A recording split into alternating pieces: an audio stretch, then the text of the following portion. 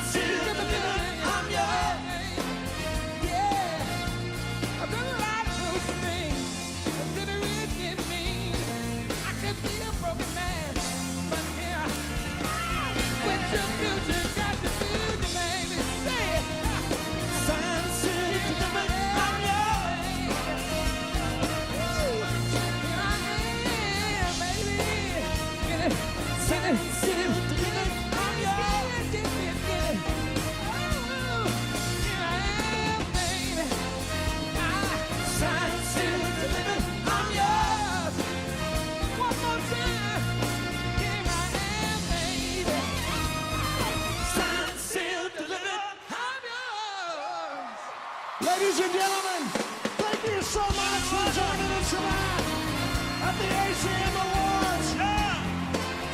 For Luke Bryan, I'm Blake Shepard. We'll see you all next year, everybody.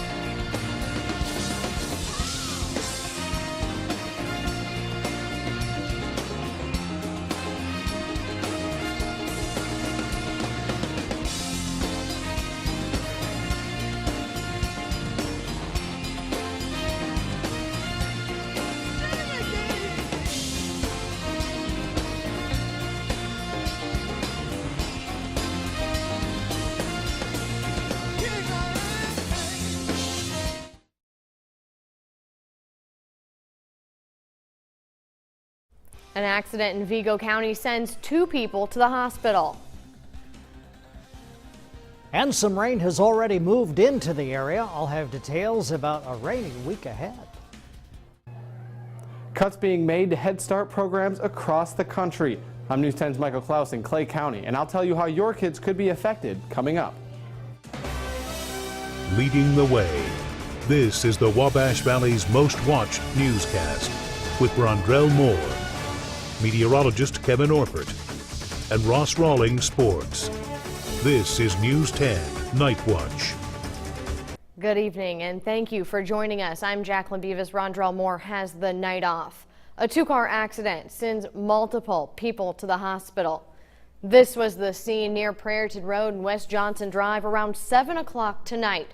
Officers on the scene say Kim Stakeman of Terre Haute was headed south on Prairieton when she turned left in front of a black Blazer driven by Patrick Curtis. They collided, causing the Blazer to flip over. Curtis and his daughter were sent to regional hospital with non-life-threatening injuries. In the weather department, it was a beautiful afternoon, but scattered rain began this evening. Storm Team 10 meteorologist Kevin Orpert is tracking that rain now. Kevin? All right, thank you, Jacqueline. Well, we do have some rain in the area. Most of it is to the south of Terre Haute anyway, but some of you down in Vincennes and Washington and so on, parts of Sullivan County, you have gotten some rain. It's 63 degrees, which is the average high for this time of year. Boy, what a wacky spring we've had. Just a little more than a week ago, we had 6 inches of snow. South breeze to 13 miles per hour. The pressure's 29.94 and rising. So now let's take a look here at what's going on with the clouds and the radar. Look at that in Missouri. See those areas of showers and thunder showers? That's moving in our direction. So I'm going to keep the chance for storms in the forecast. As a matter of fact, one day sticks out as being particularly possible for stormy weather. I'll have details about when to expect that coming up. Thank you, Kevin. We have some important recall information to pass along tonight. Rich Products is recalling nearly 200,000 pounds of frozen food. That's because the food might be linked to several cases of E. coli. Farm Rich mini pizza slices, mini quesadillas, and Philly cheesesteaks, as well as several different mozzarella bites from the producer, are all included in that recall. All of these products have a best buy date of May 2014. If you have any of those products, you can contact the company to get more information on that recall. We continue our coverage of federal budget cuts with a look at how the changes are hitting the valley. The federal sequestration started a little more than a month ago. News 10's Michael Klaus talks with a local organization finalizing their new budget with even less than before. Every week, Haven Tar comes to the Head Start in Brazil. She's the third child in her family to go to preschool here. But new budget cuts could mean fewer kids can call this school their own. And that worries Haven's mom about how prepared these kids will be for kindergarten. They're not going to be ready for the things that they're going to get thrown into. You know, this is where they start life. You don't take that early education away.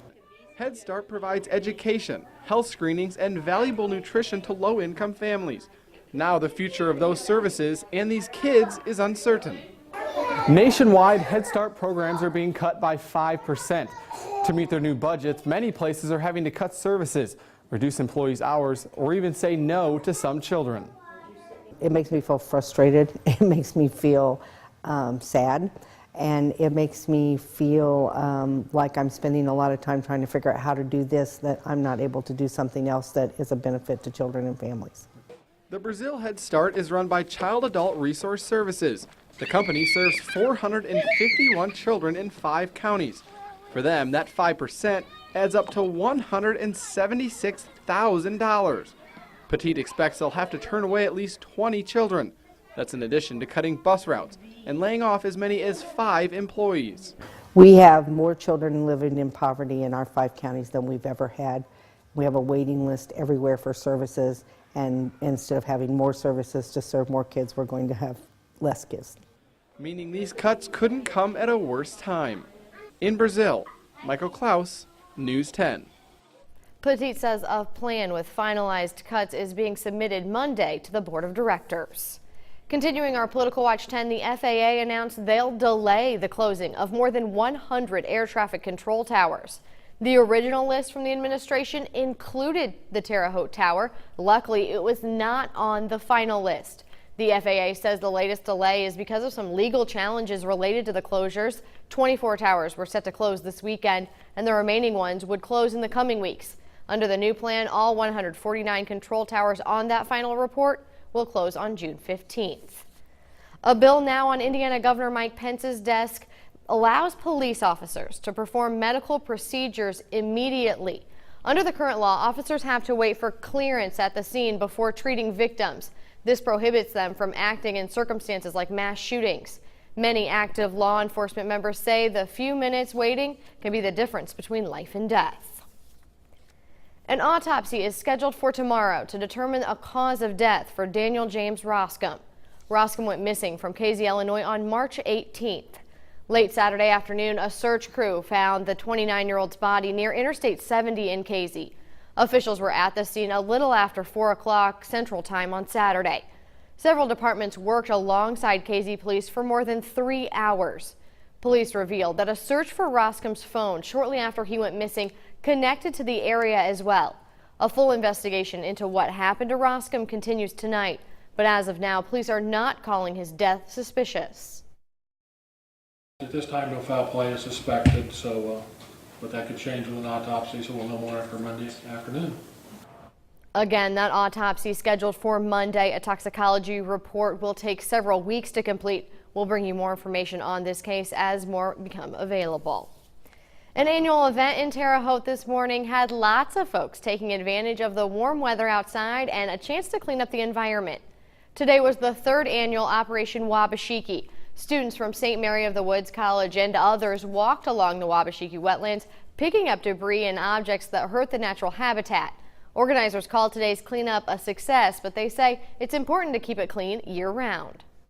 It's not just a spring cleaning. They should always be thinking about not throwing their trash out their window. Always think about just picking things up when you see them. About 50 people joined in today to help with that cleanup. Coming up, a fun weekend activity with some high competition at Rose-Hulman. High schoolers from around the state battled it out with battle bots, if you will, robots of their very own. How they're slamming together technology and sport. Stay with us.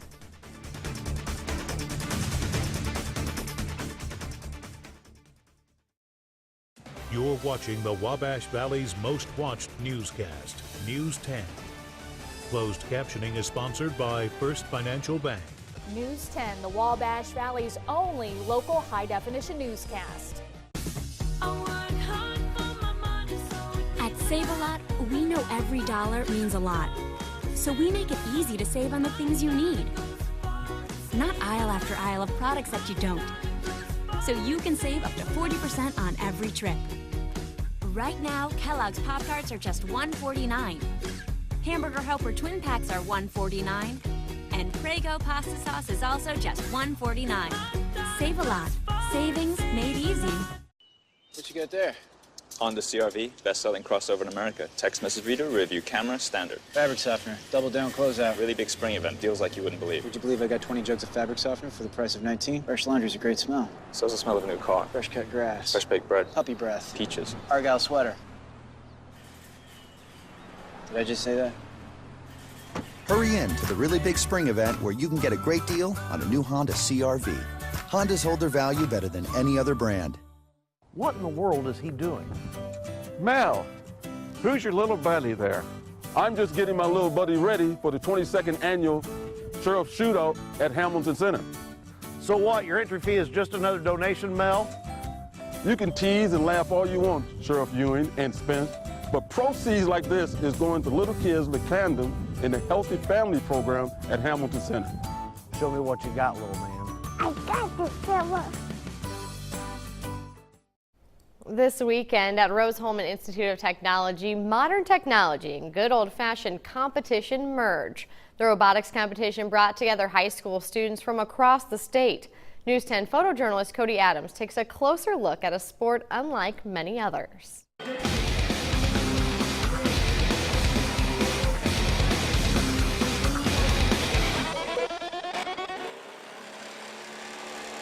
It's an academic sporting event, which is pretty exciting because the kids have to use all their individual and collective skills to actually make the robots.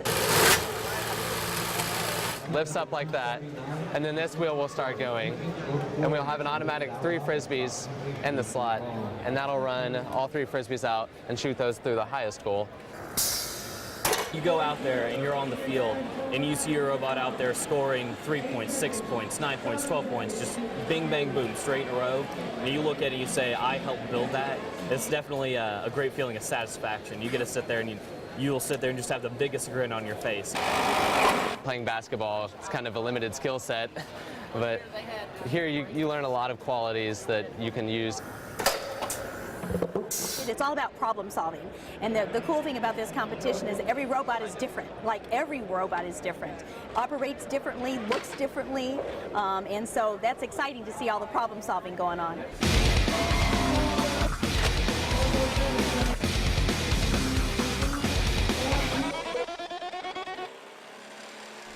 Again, that was News 10 photojournalist Cody Adams. Some pretty impressive stuff there. The 6 teams that won that competition will go on to the national event that's being held in St. Louis later this